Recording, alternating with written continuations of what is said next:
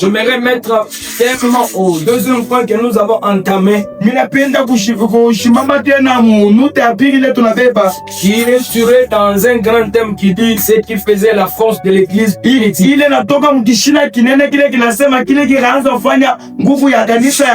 vais faire un rappel pour ceux qui sont venus aujourd'hui, afin que nous soyons en même temps, nous soyons au même niveau. Alors l'église primitive, c'est l'église qui avait commencé. C'était l'origine de l'église. Là où l'église avait commencé. L'église qui est parvenue ici au Congo, qui est partout dans le monde. Là où ça avait commencé, c'est ce qu'on appelle l'église primitive. L'origine de l'église, la source de l'église. Chaque chose a toujours sa source. Alors la source de l'église que voici, c'est ce que nous appelons l'église primitive. Alors quand l'église avait commencé, nous avons vu la force, nous avons vu les miracles, nous avons vu les prodiges authentiques. Quand on parle de miracles, c'est quelque chose qu'on ne prépare pas. C'est quelque chose qu'on ne s'entend pas. Il n'y a pas la compréhension dans les miracles. Alors ces miracles-là étaient caractérisés l'église primitive.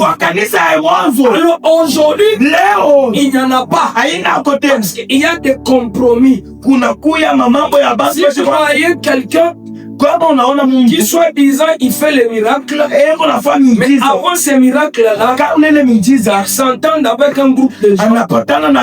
Là, c'est pas un miracle. Le miracle authentique surprend celui qui fait les miracles. Et celui dont le miracle est fait, c'est ce qu'on appelle les miracles. C'est là la première déclaration. Aujourd'hui, maintenant là, il y a aussi question de miracle authentique. Pour vivre les choses de l'église primitive. Parce que cette église-là est notre, il n'y a pas la différence. Et surtout, quand nous allons marcher dans les pas, alors je dis ceci, l'église, c'est un peuple mis à part. Pour une mission, un but particulier. L'église n'est pas le monde, mais l'église est dans le monde. L'église ne contient pas le monde, mais le monde contient l'église. Un peuple mis à part. Nous avons notre manière de vivre. Nous avons notre manière de faire des choses différemment du monde. Quand nous allons marcher, que les gens sachent ici, il y a l'église. Il y a notre manière de s'habiller, notre manière de parler, notre manière de voir des choses. Il faut qu'il y ait la différence. Alors cette mise en bas doit être notre propriété. Je déclare que Dieu te met à part. Pourquoi Dieu a mis l'église à part? Pour qu'il y ait la différence entre l'église et le monde. Et cette différence c'est dans tous les domaines, c'est dans toutes choses. Aujourd'hui l'église, nous avons pris seulement une seule partie pour nous apprendre que les choses des émotions. Vous verrez de nouveau la différence. L'église voit que le vécu Kanisa ni kutembea mgari. L'église voit que les choses de ce monde. Kanisa iko naona tu ni bintu ya dunia. Lorsque cela devient notre préoccupation, kama inakuwa ndio bintu vyetu vya nous ne kawaida. sommes plus encore l'église. Hatuna tena kanisa. L'église, quoique, Kanisa hiyo il y ndio aura la différence. tutakuwa achanisho. Notre seule grande différence, Achanisho yake ya c'est munene. lorsque nous allons devenir de vrais chrétiens. Wakati tutakuwa ba Kristo baja Nous allons kweli. devenir de vrais enfants de Dieu. Wakati tutakuya batoto ba C'est ça la différence. ndio Alors, achanisho. le premier point Nuta ya qui kwanza. avait fait la force de l'église primitive, Ile hasa kufa nguvu ya kanisa ya c'était le Mungu. Saint-Esprit. Ilikuwa ni Roho Mtakatifu. Christ le savait Kristo que alijua l'homme ne peut pas faire de choses divines asiwezi kutenda mambo ya s'il zina n'a pas reçu l'Esprit divin. kama asipate roho ya Car c'est Mungu. l'Esprit divin Ni roho ya mbingu qui communique les choses divines ile kona tangaza dans le corps humain, mwili ya Mungu. afin que ce corps humain-là Ndio ina mwili ya Mungu ne soit pas ordinaire. isikuwe ya bure. Que ce corps humain Ina mwili ya soit Mungu extraordinaire. ikuwe ya yule. Pour que ce corps humain-là Ili mko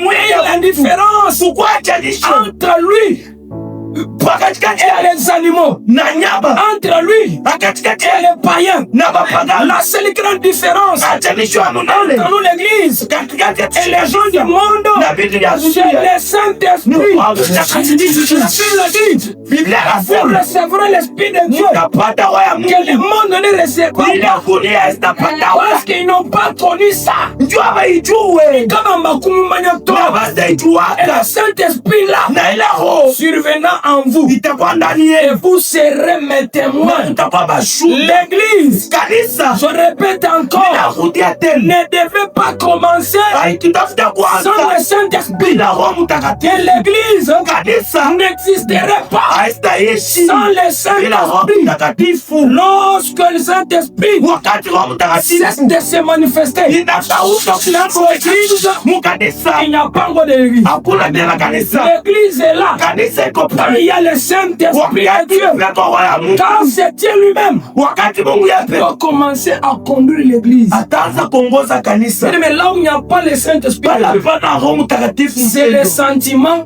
peko tu ni mania, ce sont les pensées ni mawazo qui vont commencer à prendre place. itaanza kubeba fashi. Alors, lorsque les pensées commencent à prendre place, Wakati mawazo inaanza kubeba mes fashi, pensées ne seront jamais vos pensées. mawazo yangu haitakuwa yeye. Voilà pourquoi il y a beaucoup de divisions. Ndio pale unaona Parce que vous allez nous dire, mwe utasema nous allons commencer à faire ceci. tutaanza kufanya Nous allons commencer à dire ceci. itaanza kusema Mais dans ta propre pensée, mais mawazo yangu lorsque ce n'est pas ce que moi aussi je veux kama faire, ina pila mimi niko na je wazo vais m'opposer. mimi tambio Et lorsque je m'oppose, wakati mtajua c'est ça la différence. ndio achanisho C'est ça la division. ndio Mais là où il y a kukawa l'Esprit de Dieu, wale peko ya quand Mungu moi je parle, wakati bila il simu convainc ton cœur eko na kikisha en disant que ce qui va na pas, kusema yeye c'est la vérité.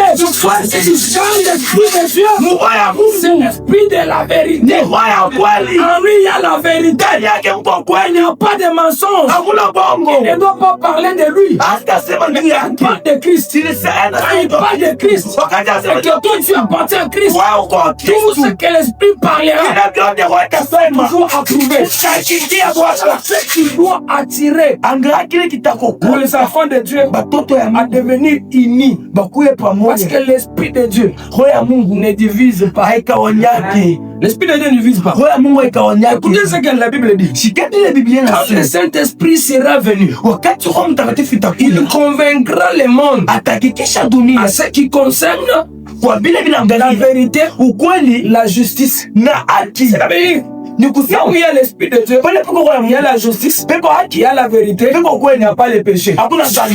Il est vraiment probable Peko moyo ya de vivre dans l'église kuishi mkanisa sans division, bila sans ukaona de problème. Parce que l'Esprit lui-même ndio roho ya commencera à nous enseigner. ataanza mpaka kutufundisha. Commencera à nous enseigner. La Bible me dit en Jérémie chapitre 31 que je vais faire une nouvelle alliance avec mon peuple. Je mettrai mon esprit en eux. Et l'esprit commencera à enseigner tout un chacun. Nous n'aurons pas besoin d'attendre. Frère Lévon nous dit, frère Eva craint Dieu. Frère Mike craint Dieu. L'esprit lui-même est convaincra afin que tu puisses craindre Dieu. L'Esprit de Dieu est très important. Alors quand il s'agit de pleurer, même sur l'Esprit de Dieu. Parce que l'Esprit de Dieu est capable de faire, mais c'est toi qui es capable de le faire. Ata soki oke kosomela manenge na lobaki wa ata oneta kauza nguo vile ni Saint-Esprit eza makoki Roho Mtakatifu na oye biso elamba ya kwande sema ingo utavana ego yote aista kwende ata soki omeki ango ata unaipima ata so mtu ayeli yo ata mtu ankuya azana makanisa mabe azana asema wazo mbaya Roho Mtakatifu atakwambia mtoyo huyu mtu azana makanisa ego na mawazo mbaya cela veut dire quoi nous avons l'Esprit de Dieu wakati tuna roho ya nous serons indépendants. Pourquoi je dis indépendant? Parce qu'aujourd'hui, nous avons une vague de gens qui se disent prophètes, mais qui veulent rendre le peuple de Dieu esclave. Quand moi je n'ai pas parlé, tu n'as pas parlé. Parce que moi je suis prophète. Non, l'église de Dieu, chacun est un prophète de sa propre vie. Je ne dis pas les dons, mais par rapport à l'esprit, l'esprit peut te parler.